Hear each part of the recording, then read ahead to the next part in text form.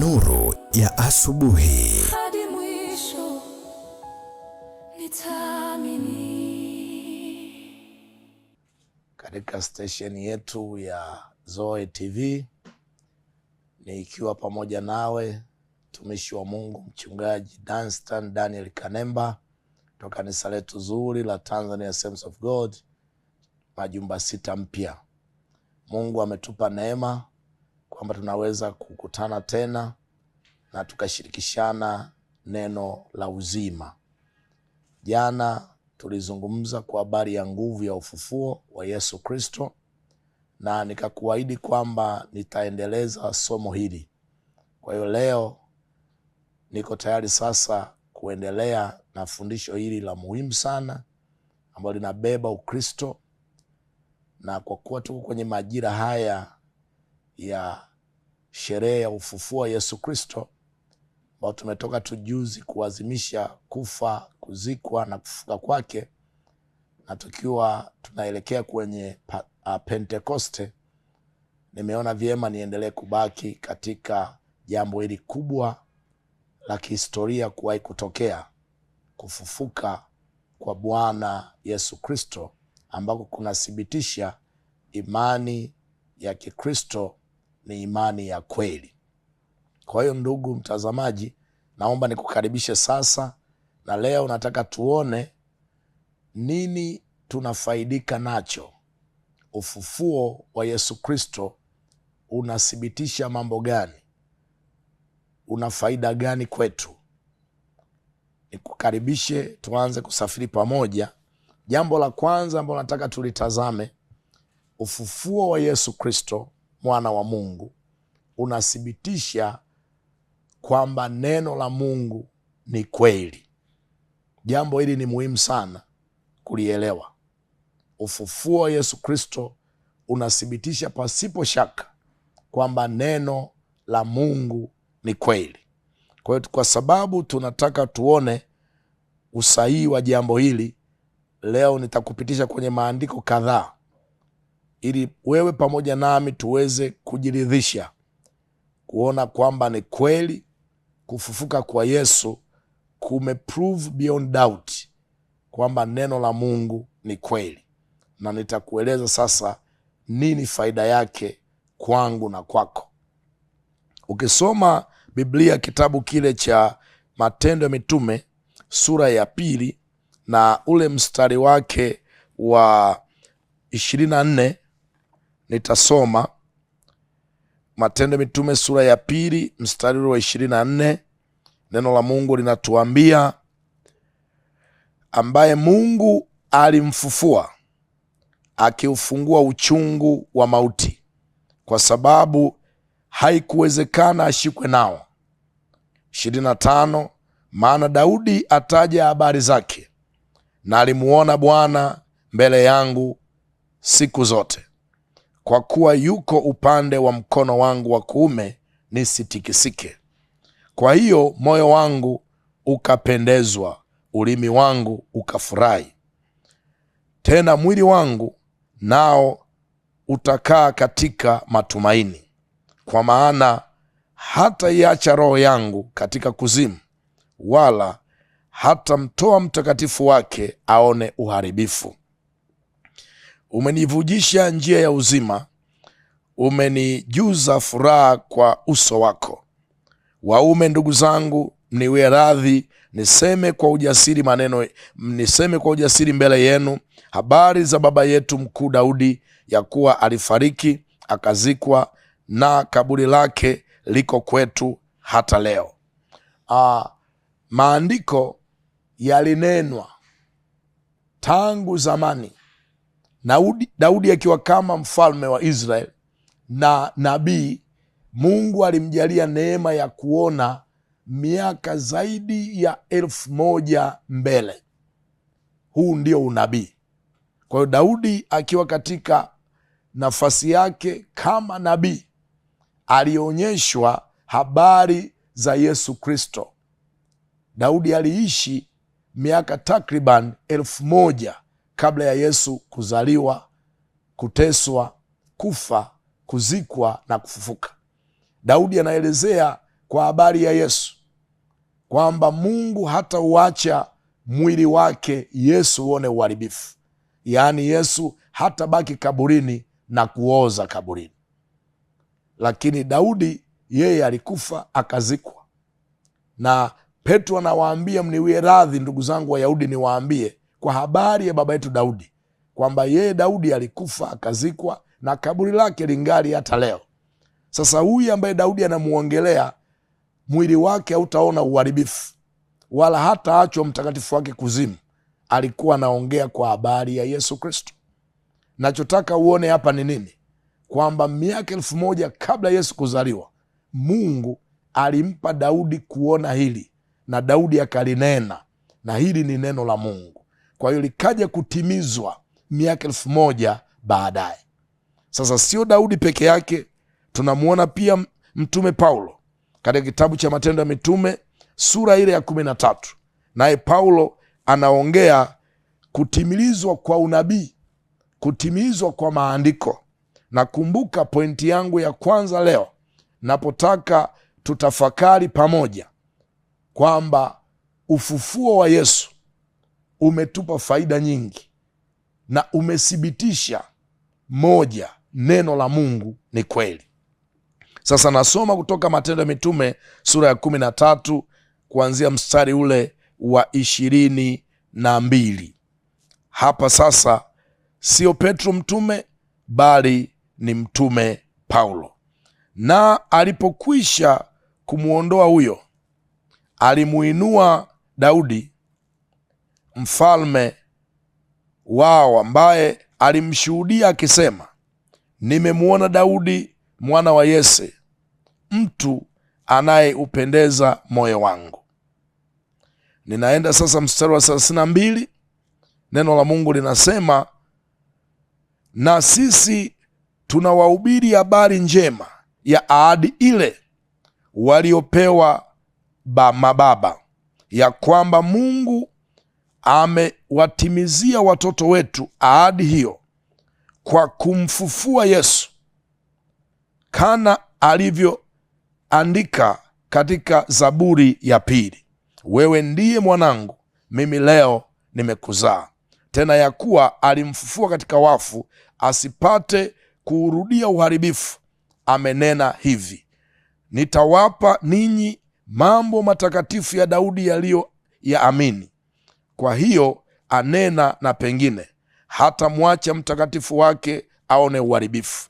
Kwa maana Daudi akiisha kulitumikia shauri la Mungu katika kizazi chetu, alilala akawekwa pamoja na baba zake, akaona uharibifu. Bali huyu aliyefufuliwa na Mungu hakuona uharibifu. Kwa hiyo mtume Paulo naye ananukuu maandiko kutoka kitabu cha Zaburi, maandiko ambayo yalinena kwa habari ya kuteswa, kufa, kuzikwa na kufuka kwa Yesu Kristo, kwamba Yesu kweli aliteswa, akafa, akazikwa, akafufuka. Daudi akiwa kama nabii aliyaona hayo.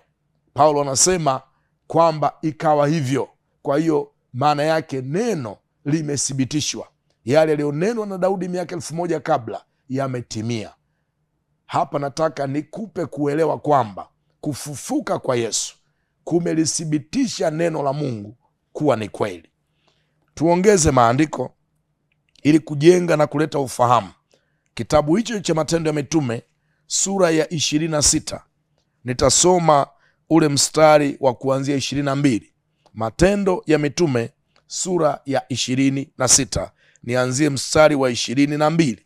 Basi kwa kuwa nimeupata msaada kutoka kwa Mungu, nimesimama hata leo hivi nikiwashuhudia wadogo kwa wakubwa, wala sisemi neno ila yale ambayo manabii na Musa waliyasema kwamba yatakuwa, ya kwamba Kristo hana budi kuteswa, na kwamba yeye kwanza kwa kufufuliwa katika wafu atatangaza habari ya nuru kwa watu wake na kwa watu wa mataifa. Paulo tena anathibitisha kwamba Mungu alinena kwa habari ya Kristo wake kuteswa, kufa na kufufuka. Alinena kupitia Musa, alinena kupitia manabii, na Musa aliishi miaka takriban 1500 kabla ya kuzaliwa, kabla ya kuteswa, kabla ya kufa na kuzikwa kwa Yesu Kristo. Sasa Musa naye anaona miaka 1500 mbele, na ananena kwa maongozi ya Mungu kwa habari ya Yesu Kristo, na hili neno likaja kutimia miaka 1500 baadaye. Yesu akazaliwa, akateswa, akafa, akazikwa, akafufuka. Ni ushahidi tena mwingine kwamba kufufuka kwa Yesu Kristo, mpenzi, kumeleta ushahidi na ukweli ya kuwa neno la Mungu ni kweli.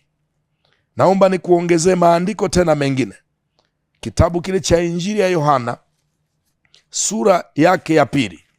Yohana mtakatifu sura ya 2, nitasoma mstari wa 19 mpaka ule mstari wa 22.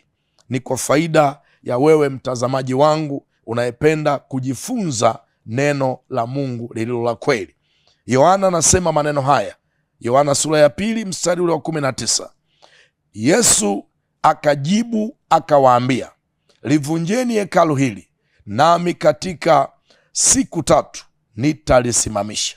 Basi Wayahudi wakasema, hekalu hili limejengwa katika muda wa miaka 46, nawe utalisimamisha katika siku 3? Lakini yeye alinena habari ya hekalu la mwili wake. Basi alipofufuka katika wafu, wanafunzi wake wakakumbuka ya kuwa alisema hivi, wakaliamini lile andiko na lile neno alilolisema Yesu. Hapa sasa ni Bwana Yesu mwenyewe akiwaambia Wayahudi kwa habari ya mwili wake. Anawaambia, vunjeni hekalu hili, ndani ya siku 3 nitalijenga. Wayahudi hawakuelewa, kwa sababu waliongea maneno haya akiwa jirani na hekalu pale Yerusalemu. Walifikiri anaongea juu ya jengo la hekalu lililojengwa kwa muda wa takriban miaka 46, lile hekalu la pili, hali maarufu julikana kama hekalu la Herode au hekalu la Zerubabel. Sasa wakakwazika, wakifikiri Yesu anadhiaki kazi ya miaka 46 yeye aifanye kwa siku 3. Kumbe wasijue Yesu anaongea kwa habari ya mwili wake. Kwa hiyo alipokufa akazikwa, baada ya siku 3 akafufuka. Maandiko yanasema ndipo wanafunzi wake wakakumbuka alizungumza habari ya hekalu kuvunjwa na kujengwa ndani ya siku 3. Kumbe alikuwa anazungumza habari ya hekalu la mwili wake. Maandiko yanasema ndipo wakamwamini, wakaliamini lile neno, wakaliamini lile andiko, na wakamwamini Yesu Kristo. Kwa hiyo Yesu alisema na neno likatimia. Naendelea kuthibitisha ya kwamba kufufuka kwake kumelifanya neno la Mungu liwe kweli. Naongeza andiko jingine kutoka Injili ya Luka sura ile ya 24. Luka mtakatifu sura ya 24 mstari wa 25. Nitasoma kutoka kwenye kitabu cha Biblia. Luka 24:25. Akawaambia, enyi msiofahamu, wenye mioyo mizito ya kuamini yote waliosema manabii, je, haikumpasa Kristo kupata mateso haya na kuingia katika utukufu wake? Sasa hapo Yesu anaongea na baadhi ya wanafunzi walikuwa wanaelekea kijiji cha Emau, wakijadiliana njia nzima juu ya yaliyotukia Yerusalemu, kwamba Yesu aliteswa, akauawa, akazikwa, na sasa wamesikia habari kwamba amefufuka. Wanajadiliana. Yesu akatokea kati yao, kisha akawaambia, je, hamfahamu kwamba haya yaliandikwa kwenye vitabu vyenu? Haya ni maandiko kwamba Kristo atateswa, atakufa, atazikwa na atafufuka. Yametimia. Akasema yaliandikwa na Musa, yaliandikwa na manabii. Kwa hiyo anataka kuwaambia kwamba neno la Mungu ni kweli, limethibitika kwa kufufuka kwangu. Neno la Mungu ni kweli na ni sahihi. Asante Roho Mtakatifu. Naomba niongeze kutoka kitabu cha waraka wa kwanza wa Wakorintho, Waraka wa kwanza wa Mtume Paulo kwa Wakorintho, sura ile ya 15, ambayo Mtume Paulo anaongea kwa kina kwa habari ya ufufuo wa wafu. Nataka nisome mistari minne pale, mstari wa kwanza hadi ule mstari wa 4. Maneno ya Mungu yanasema hivi: basi ndugu zangu, na waarifu ile Injili niliyowahubiri, ambayo ndiyo mlioipokea, na katika hiyo mnasimama, na kwa hiyo mnaokolewa, ikiwa mnayashika sana maneno niliyowahubiri. Isipokuwa msipoyashika, basi imani yenu ni bure. Kwa maana, mstari wa 3, kwa maana naliwatolea ninyi hapo kwanza yale niliyoyapokea mimi mwenyewe, ya kuwa Kristo alikufa kwa ajili ya dhambi zetu. Thank you. Kama yanenavyo maandiko, kama yanenavyo maandiko. Paulo anawaambia Yesu alikufa kwa ajili ya dhambi zetu, kama maandiko yalivyonena, yalivyomshuhudia, yalivyosema hapo awali, na imekuwa hivyo. Mstari wa 4, na ya kuwa alizikwa, na ya kuwa alifufuka siku ya 3, kama yanenavyo maandiko. Thank you dear Lord Jesus. Haya yametendeka sawa sawa na neno la Mungu. Haya yamefanyika sawa sawa na neno la Mungu. Kimsingi, neno la Mungu linataka tufahamu kwamba yaliyotukia kwa habari ya maisha ya Yesu, ikiwemo kifo chake, kuzikwa na kufufuka, yalitabiriwa, yalinenwa. Sio jambo geni, sio jambo jipya. Mungu alikwisha tangulia kusema kwa vinywa vya manabii, vya wafalme na watumishi wake. Musa alinena, Daudi alinena, manabii wengine walinena, na Yesu mwenye akaja akanena. Haya yalikuweko kwenye Torati, yalikuwa kwenye vitabu vyao vya dini, yakimnena Yesu kwamba atazaliwa na bikira. Miaka 700 Isaya anaozungumza juu ya kuzaliwa kwa Yesu Kristo na bikira, akimuona kuwa amebeba ufalme mabegani mwake, mshauri wa ajabu, Mungu mwenye nguvu, Imanueli, Mungu pamoja nasi. Miaka 700 kabla, ikaja kutimia baadaye. Lakini Daudi miaka 1000 kabla anazungumza habari za Yesu. Musa miaka 1500 kabla ananena habari za Yesu. Haya yaliandikwa kwenye vitabu vyao, yalisomwa kwenye Torati kila wanapokutana Sabato, lakini hawakuyaamini, hawakuyaelewa, hawakuyazingatia. Ndio maana Yesu anasema, mambo haya mbona yamenenwa, mbona yameandikwa kwenye vitabu vyenu? Kuanzia wafalme, manabii wote wametabiri kuhusu kufa kwangu, kuzikwa, kufufuka. Anataka kuwahasa kwamba wayaamini maandiko, wayaamini maandiko. Na hili ndio jambo kubwa ambalo nataka niongee na wewe kwenye kipindi hiki na muda huu muhimu sana, ndugu yangu naye nitazama. Kwa kuwa maandiko yamethibitishwa kuwa ni kweli kwa kufa, kuzikwa na kufufuka kwa Bwana wetu Yesu Kristo. Sasa nini Mungu anataka kwangu na kwako? Mungu anataka uamini neno lake, uamini maandiko matakatifu. Hilo ndio jambo muhimu sana ambalo napenda ulitafakari tunapoendelea kuangalia ukweli kuhusu nguvu ya ufufuo wa Bwana wetu Yesu Kristo. Yesu kweli alikufa, Yesu kweli alizikwa, Yesu alifufuka.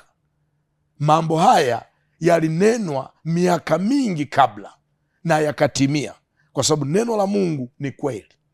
Naamini sasa kwa kusoma haya na kwa kufufuka kwa Yesu Kristo kunatuthibitishia kwamba neno hili ni kweli. Na kama neno la Mungu ni kweli, wajibu wetu ni nini? Basi ni kuliamini linavyotutaka, linavyotuelekeza, linavyotuagiza. Tukiamini neno la Mungu na kulichukua jinsi lilivyo, matokeo yake ni mazuri mno maishani mwetu. Matokeo yake ni ya utukufu mno maishani mwetu. Naomba Mungu akusaidie uelewe kile ambacho Roho wa Mungu ameweka ndani yangu, kama ambavyo amenipa neema mimi kuelewa.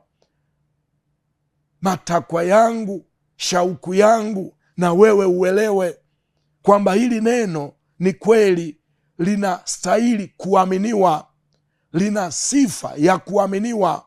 Ndugu zangu, hili neno ni Mungu. Maandiko yanasema kwenye Injili ya Yohana, hapo mwanzo palikuwako neno, naye neno alikuwa kwa Mungu, naye neno alikuwa Mungu. Kwa huyo vyote vilifanyika, pasipo yeye hakikufanyika chochote. Ndani yake ndimo mlikuwa uzima, na huo uzima ndio nuru ya watu, nayo nuru yaangaza gizani, wala giza haikuliweza. Neno la Mungu ni Yesu mwenyewe. Neno la Mungu ni Mungu mwenyewe. Huwezi kumtenganisha Kristo na neno. Wako wanaofikiri kwamba neno liko peke yake na Yesu yuko peke yake. Hapana, neno ni Kristo, neno ni Yesu, na Yesu ni neno. Unapolipokea neno, umempokea Yesu. Unapoliamini neno, umemwamini Yesu. Kwa hiyo nataka nikuhimize na kukusii, amini ili neno, maana ili neno ni Kristo mwenyewe. Utaona matokeo ya ajabu na ya kushangaza. Utaona utukufu unaoambatana na neno. Yale yaliyotokea zamani za mitume yatatokea kwako. Ule utukufu uliokuwa zamani kupitia neno utatokea kwetu. Matunda yale yale walioyapata wenzetu kwa kuamini neno, na sisi tutayapata kwa kuamini neno. Hili neno, kitabu cha Ibrania inasema ni hai, lina nguvu, na ni kali kuliko upanga wao wote ukatao kuwili. Lina uwezo hili neno kumgawanya mwanadamu nafsi, roho na mwili. Hili neno ni jepesi kujua makusudi ya mawazo ya moyo wa mwanadamu. Neno hili ni hai. Linakuwa hai linapotoka kwenye kinywa cha mtu aliyetubu dhambi na kuziacha. Linakuwa na nguvu linapotoka kwenye kinywa cha mtu aliyetubu dhambi na kuziacha. Hili neno nalolileta kwako sasa ni roho na tena ni uzima. Laweza kutengeneza, laweza kubadilisha mtazamo, maisha na mwelekeo wa kila mwanadamu. Kumbuka, Mungu aliumba mbingu na nchi kwa neno. Nchi ilikuwa ukiwa, nchi ilikuwa utupu, ilifunikwa na maji, ilikuwa giza, haikuwa na sura hii tunayoiona leo. Dunia haikuwa inapendeza inavyoonekana leo. Lilikuwa dude moja lisilo na umbo, lisilo na sura, halikufaa kukaliwa na watu. Fikiri, ilijaa maji, ilikuwa giza, ilikuwa ukiwa. Ukiwa maana yake empty, void, nothing, hakuwepo chochote. Lakini Mungu aliketi juu ya vilindi vya maji, Roho Mtakatifu. Ndipo Baba akasema, neno lile ni Kristo, uumbaji ukafanyika. Leo tuko kwenye dunia nzuri iliyojaa utajiri mwingi, inapendeza kwa kuitazama, ina namna ya sanaa ya ajabu. Ukiangalia mito, ukiangalia milima, ukiangalia bahari, ukiangalia mabonde, ukiangalia mimea, viumbe, wanyama wafugwao na wakondeni, mwanadamu, dunia yetu inapendeza. Dunia yetu ni nzuri, lakini haikuwa hivyo hapo kabla. Ilitengenezwa, iliumbwa kwa neno. Mungu akanena, na aliponena ikatokea. Kwa hiyo neno la Mungu ni nguvu, neno la Mungu ni uumbaji, neno la Mungu ni utendaji. Hili neno linastahili kuaminiwa, hili neno linastahili kupokelewa. Kwa hiyo kufufuka kwake Bwana wetu Yesu Kristo kumethibitisha pasipo shaka kwamba neno la Mungu ni kweli, na kwa sababu hiyo inanitaka mimi sasa niliamini, inakutaka wewe sasa uliamini. Mungu wetu atukuzwe. Nina ushuhuda ambao umetokea hivi karibuni. Siku kadhaa za nyuma tulikuwa na semina ya Pasaka, na katika kufundisha semina Siku moja nilikutana na ndugu mmoja, nilitembelea benki ya NMB na nikakutana na ndugu mmoja kule benki, tukapata muda wa kuzungumza kuhusiana na neno la Mungu, na nikamkaribisha kwenye semina kanisani. Yule ndugu akaitikia, asante Yesu, kwamba akaja kanisani. Alipokuja kanisani, mimi nilikuwa nikifundisha, na katika kufundisha niliweka msisitizo juu ya kuamini nguvu ya neno la Mungu. Nilisema kwamba kufufuka kwa Yesu Kristo kumethibitisha kwamba neno la Mungu ni kweli. Kwa hiyo nilichukua maandiko kutoka kitabu cha Injili ya Luka sura ile ya 5. Ningependa nirudi pale kwa haraka ili uweze kuelewa kile ambacho nataka nikushirikishe. Kwa kweli lilikuwa ni jambo la baraka na lilimpa Mungu utukufu mkubwa sana. Naomba nikulete kwenye Injili ya Luka sura ya 5. Kuna tukio pale lilitukia zamani za utumishi wa Bwana wetu Yesu Kristo, na kwa sababu ya muda nitaomba nisome tu mstari ule wa 5. Luka mtakatifu sura ya 5 mstari wa 5 nasema, Simon akajibu akamwambia Bwana mkubwa, tumefanya kazi ya kuchosha usiku kucha, tusipate kitu, lakini kwa neno lako nitazishusha nyavu. Lakini kwa neno lako nitazishusha nyavu. Sasa naomba nielezee kwa kifupi. Yesu akiwa anazunguka huku na kule akihubiri habari njema ya ufalme wa Mungu na kuponya watu na kufufua marehemu, na Mungu akitukuzwa na watu wengi wakimjia na kumwamini. Siku moja kulikuwa na kusanyiko kubwa la watu na ikamuia ngumu kufundisha, badala yake akalazimika kukaa kwenye maji na akachukua chombo cha Simeon ili aweze kufundisha akiwa ndani ya maji, watu wasiweze kumkaribia, wawe kando na yeye awe katika maji, lakini akiwa ndani ya chombo cha kuvulia samaki, mtumbwi, ngarawa, whatever. Kwa hiyo akiwa kwenye kile chombo cha Simeon, Yesu akafundisha neno la Mungu, watu wakasikiliza, watu wakaamini, watu wakafunguliwa, watu wakaponywa. Baada ya huduma hiyo, Yesu akamgeukia Simeon mwenye kile chombo akamwambia, tupa nyavu zako kilindini. Simeon yeye ni mkazi wa Galilaya. Yeye shughuli yake ya ujasiriamali au shughuli yake ya kipato ni uvuvi. Amekaa kwenye tasnia hii, amekaa kwenye industry hii kwa muda mrefu sana. Kwa hiyo ni mzoefu sana wa kazi yake ya uvuvi, ni mzoefu sana wa maji. Anajua muda gani anaweza akapata samaki wengi na maeneo yepi samaki wengi huwa wanakaa. Sasa ilitokea usiku huo wakakesha wasipate samaki, wakafanya kila namna walivyoweza kupitia ujuzi na uzoefu wao wasipate samaki, wakafanya kazi ya kuchosha. Asubuhi Yesu anatokea, anawaomba chombo chake, anatumia chombo cha Simeon kuhubiri neno la Mungu. Baada ya mahubiri anaambia Simeon, tupa nyavu zako kilindini. Katika hali ya kawaida Simeon angeweza kumchallenge Bwana Yesu. Hajawahi kumwona akivua, anajua kwamba hana uzoefu wa shughuli ya uvuvi, na yeye Petro ni mzoefu sana na amekuwa akiishi kwa shughuli hiyo.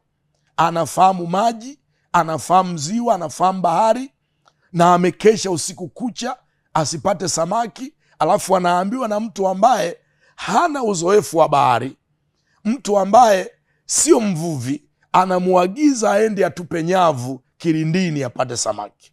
Lakini ashukuriwe Mungu, maandiko matakatifu yanatuambia Petro akasimama na lile neno, akamwambia Yesu, Bwana mkubwa, tumekesha sisi usiku kucha, na kawaida usiku tunapata samaki wengi, lakini usiku wa leo hatukufanikiwa. Lakini kwa neno lako, I like that, kwa neno lako nitatupa nyavu kilindini.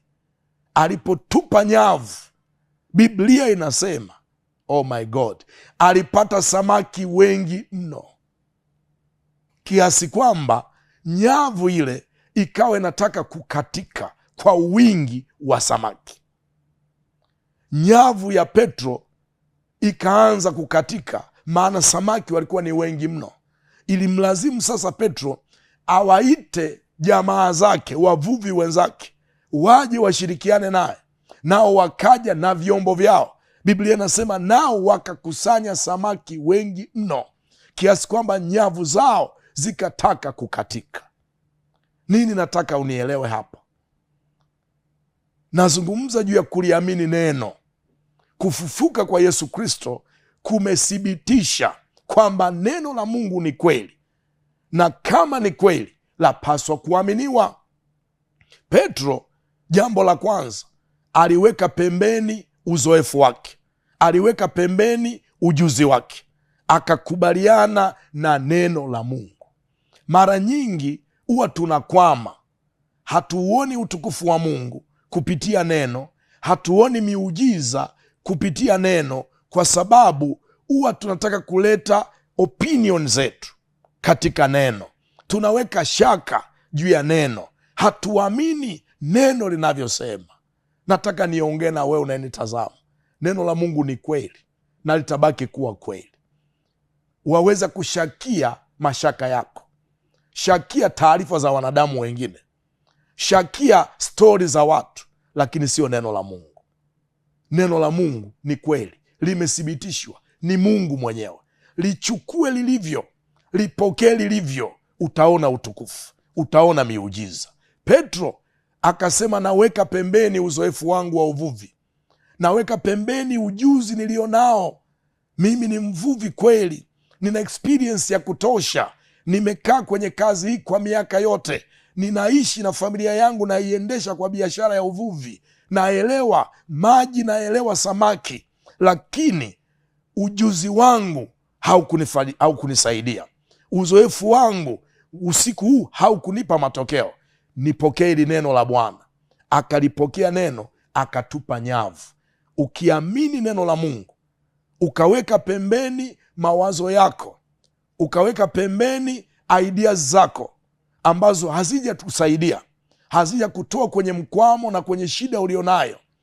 Sipingi mawazo, sipingi theory mbalimbali ambazo watu wanazo, wala siko kinyume na kufikiri, lakini nataka ni kuongeze kitu cha ziada leo.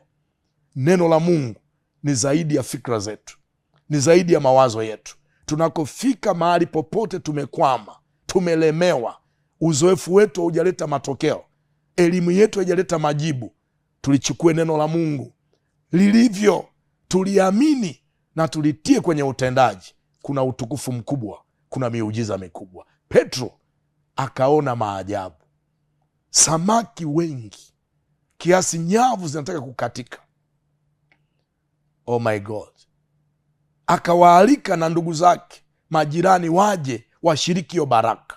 Ukilipokea neno la Mungu leo, ukalichukua lilivyo na ukaamini, ugonjwa wako utaondoka, shida yako itaondoka, kwa kuwa Mungu si mwanadamu hata aseme uongo. Ulitazama neno ili alitimize, na kualika kuamini neno la Mungu, kumwamini Yesu Kristo.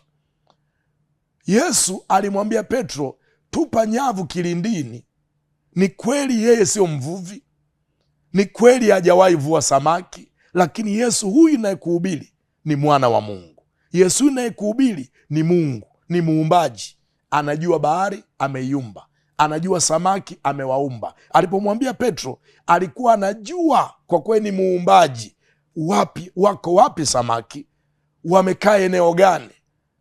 Huyu Yesu ni muumbaji. Akikwambia neno, yeye ndo ameumba.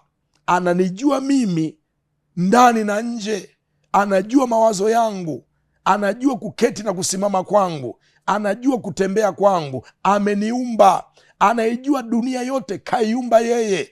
Anajua mali, utajiri, heshima, nguvu, uungwana, ustaarabu uko wapi. Ukiamini neno lake utauona muujiza. Anakujua ulivyo, amekuumba. Anajua dunia ilivyo, ameiumba. Anajua yote. yuko kila mahali, ana nguvu zote. Muamini, amini neno lake. Sasa yule ndugu niliyemkaribisha haje kwenye semina, akaja. Alipokuja akasikia mimi nahubiri kuhusu ufufuo wa Yesu Kristo, na kwamba kufufuka kwake kumethibitisha neno la Mungu kuwa ni kweli, na kwamba mimi nahamasisha watu waamini neno. Yeye alikuwa kwenye kazi ambayo amepewa kuisimamia. Kuna kampuni lina products nyingi za umeme. Yeye alikuwa anasambaza hizo products na anapita kwenye taasisi mbalimbali kuzitangaza hizo products alizonazo, zinatoka Korea ya Kusini. Sasa kipindi kile cha Christmas akawa amepanga kutembelea baadhi ya taasisi za serikali ikiwemo hospitali ili aweze kutangaza hiyo bidhaa aliyonayo. Akawa amewasiliana na mkurugenzi wake kwamba nataka niende hospitalini ili niweze kuitangaza hiyo bidhaa. Mkurugenzi wake akamwambia kipindi hiki cha kuelekea sikukuu na tarehe hizi za sasa, hawa wafanyakazi wa serikali wameshapewa pesa na watakuwa wameshatumia pesa. Kwa hiyo kwenda kuitangaza hiyo bidhaa kwao haitakuwa na matokeo, maana hawana pesa, kwa sababu wanapotangaza bidhaa huwa wanaziuza pia. Sasa yule ndugu alipokuja kwenye semina akasikia lile neno, akasema nataka nisimame na hili neno. Ni kweli kipindi hiki ni cha sikukuu na watumishi wa serikali wanakuwa wameshalipwa fedha, lakini mhubiri amesema na neno la Mungu linasema tulizingatie neno, tusisimamie uzoefu na ujuzi wetu. Kwa hiyo yeye akataka aamini na akachukua hatua ya kuamini neno. Sasa kule kwenye taasisi alikuwa anaenda kunadi bidhaa zao. Ili upate nafasi ya kuongea na wale wafanyakazi lazima ulipe pesa. Na sasa mkuu wake wa kitengo anamwambia siwezi kukupa pesa kwa sababu haitaleta matokeo. Yeye akawa naomba Mungu apate pesa ili alipe kwa pesa yake, alichukue neno ambalo limehubiriwa, aende kutangaza ile bidhaa, apokee matokeo yaliyopokea Petro na wavuvi wengine wa Galilaya. Sasa hana fedha. Huko nyuma aliwahi kumpa mtu fedha, ndugu yake wa kuzaliwa, ambaye alimwazima pesa kwa muda mrefu ili aanzishe biashara, lakini yule ndugu hakurudisha ile pesa. Baada ya muda mrefu huyu jamaa akaona asamee, maana hakuona tumaini la kurudishiwa pesa, ijapo alihitaji ile pesa. Sasa akiwa pale kanisani, nimeita watu mbele kuwaombea ambao wanataka kuamini hili neno, muujiza ambao Petro aliupokea na wao wapokee, waweke pembeni ujuzi na uzoefu, na yeye akapita mbele. Nilipokuwa nikiomba, ghafla simu yake kapokea message.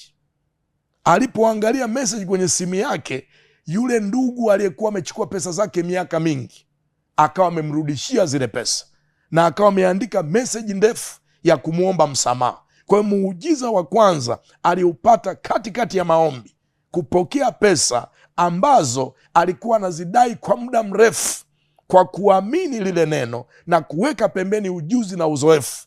Alipopata ile pesa, baada ya ibada siku ile jioni, akawasiliana na ile taasisi kutaka kuwalipa ili kesho aende kunadi bidhaa yake. Akaambiwa muda wa kupokea pesa umeisha, ofisi zimefungwa. Akawasihi sana. Baadaye akawaambia naweza kuwapa na nauli mkiruhusu nije, kama nanyi mtakuwa tayari kuniandikia risiti. Wakamwambia sawa, uje. Akaenda akalipa pesa, wakampa risiti ili kesho aende akanadi bidhaa yao. Hiyo, kumbuka, hiyo pesa ni ya kwake, sio ya taasisi yake, maana mkurugenzi wake ameondoa tumaini kwa kuwa hizi ni nyakati za sikukuu na watumishi wa serikali wameshapata pesa. Kwa hiyo hata tukienda huko hatutapata chochote. Yeye akachukua neno lilohubiriwa kanisani kwamba weka uzoefu wako pembeni, amini neno la Mungu, utaona utukufu wake. Kwa hiyo akaenda kesho yake. Ananiambia mchungaji, nilipofika kulikuwa na taasisi nyingi za serikali ambazo zimepata nafasi ya kuzungumza na kuuza bidhaa zao au kuuza huduma yao, zikiwemo taasisi za benki. Na anasema yeye alipewa dakika 5 na alikuwa wa mwisho kwenye lile kundi kuongea. Tayari ameshawalipa pesa, na kawaida akilipa pesa anatakiwa apewe dakika 10, lakini alipewa dakika 5.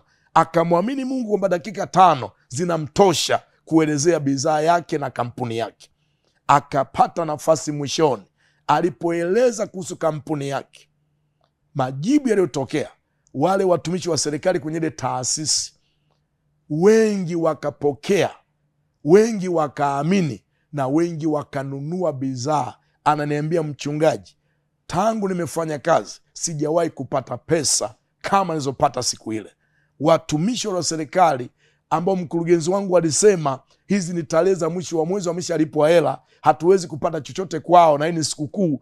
Ajabu, ndio walinunua bidhaa zangu, walipanga foleni wakichukua bidhaa, na ijapo nilikuwa wa mwisho kutoa maelezo, nikapata watu wengi, tukauza bidhaa nyingi, na wengi wakaomba tuwatumie na tuwapelekee bidhaa hizo nyingi. Anasema sijawahi ona jambo hili kwenye maisha yangu ya utumishi. Lile neno ulilolihubiri ni kweli. Basi kwa baraka zake akanitumia na mimi pesa kama shukurani, na mimi nikamshukuru Mungu kwa yeye kuliamini neno na kuliishi neno. Sasa ngoja nikuambie jambo la kufurahisha zaidi. Akamjulisha mkurugenzi wake, na mkurugenzi akaona kwenye akaunti pesa nyingi zimeingia. Akamwambia, nini kimetokea? Akamwambia, nilikuwepo kanisani, nilisikia neno la Mungu, pamoja na kwamba ulinishauri nisiende huko kwa sababu hizi ni tarehe za mwisho wa mwezi na watumishi wa serikali wameshapata mishahara. Mimi nilipokea lile neno kanisani kwenye semina na nikaenda. Matokeo yake ndiyo haya. Mkurugenzi akashangaa sana, akamwambia yule kijana, naomba nionane na huyo mchungaji aliyehubiri hilo neno. Na yule mkurugenzi akaja na jambo la faida kwa ufalme wa Mungu. Akasema, kwa sababu mtumishi huyu wa kampuni yetu amepokea neno na neno limeleta matokeo haya, mimi mkurugenzi wa kampuni naomba niseme haya kwako baba mchungaji. La kwanza, nitawalipia watoto 10 bima ya afya kutoka kwenye kampuni yetu. Kwa hiyo watoto 10 ambao wanatoka familia maskini ndani ya kanisa wamesaidiwa bima ya afya. Akasema hiyo haitoshi. Hao watoto 10 kuanzia sasa mpaka mwisho wa mwaka huu 2026 nitalipa ada zao zote za shule, kwa sababu neno la Mungu limebadilisha, limeleta mafanikio makubwa kwenye kampuni kwa huyu kijana kuliamini. Je, hili sio jambo la utukufu? Hili sio jambo kubwa? Hili sio jambo la muujiza? Watoto 10 wanalipiwa bima ya afya kutoka kanisani. Watoto 10 wanalipiwa ada ya shule kuanzia Aprili mpaka Disemba. Mungu apokee utukufu. Huu ni ushuhuda wa kweli, umetokea wiki chache kwenye semina ya Pasaka nikiwa nafundisha. Huyu ndugu akaliamini neno, akalichukua na likaleta matokeo. Ninawahubiri neno la Mungu lenye matokeo. Hili neno lastahili kuaminiwa. Neno hili ni Kristo, hata sasa linafanya kazi kwa yeyote anayelipokea. Yesu amefufuka, amethibitisha kwamba neno la Mungu ni kweli, na kama ni kweli, liamini ndugu yangu. Amini neno kwa habari ya changamoto unazopitia. Amini neno kwa habari ya hali unayopitia, iwe ni hali ya kihisia, hali ya kiroho au ya kimwili.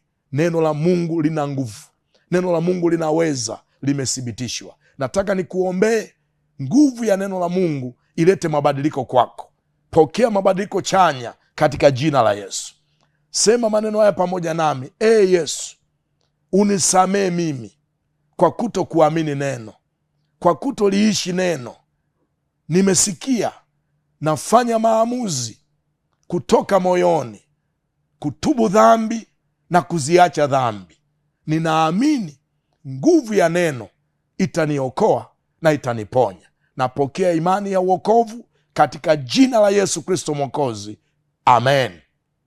Baada ya kusali sala hii, naomba nikuombee sasa. Neno la Mungu linaenda kubadilisha kila kitu kwenye maisha yako. Amini tu, utauona utukufu wa Bwana. Mungu Baba, katika jina la Yesu natamka uzima kwa aliye mgonjwa anayenifuatilia na kusikiliza neno hili, aone matokeo katika jina la Yesu Kristo. Natamka ukimwi ukuachie, kansa ikuachie, kisukari kikuachie, TB ikuachie katika jina la Yesu Kristo. Viungo vyako viliolemaa na amuru vipokee uzima, uimarike kwenye mifupa na mishipa yako. Pokea uponyaji wa macho, pokea uponyaji wa masikio, uponyaji wa kinywa katika jina la Yesu Kristo wa Nazareti. Toka utosi hata uyao, Yesu anakuponya sasa. Na kemea maumivu ya mwili, shingo yako inayouma ipokee uponyaji, tumbo lako lipokee afya.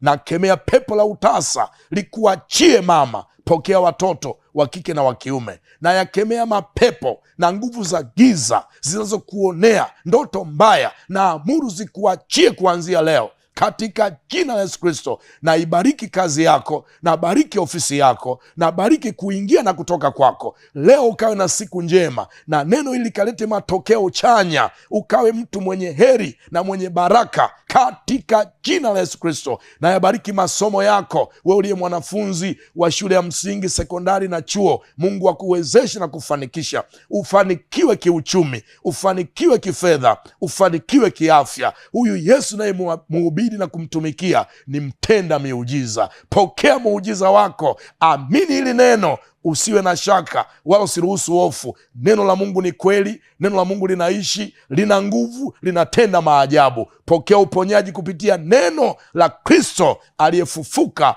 toka kwa wafu katika jina la Yesu Kristo, amen. Ikiwa umeamini utaona matokeo, na naomba nipokee ushuhuda ya yale ambayo Mungu anayafanya kwako kupitia neno lake. Nikukaribishe katika kanisa letu zuri la Tanzania Assemblies of God TAG Majumba 6 mpya, maeneo ya Gongo la Mboto kule airport Dar es Salaam. Huko ndiko mimi nakopatikana, lakini ushike namba yangu ya simu kwa mawasiliano zaidi, 0712 59 59 68, 0712 59 59 68. Mpaka wakati mwingine tena, hapa hapa Zoe TV tutaendelea kujifunza neno la Mungu. Na kupenda na kukaribisha, endelea kusikiliza na kufuatilia na kutazama vipindi vizuri vya Zoe TV. God bless you. Thank you very much. Enjoy your day.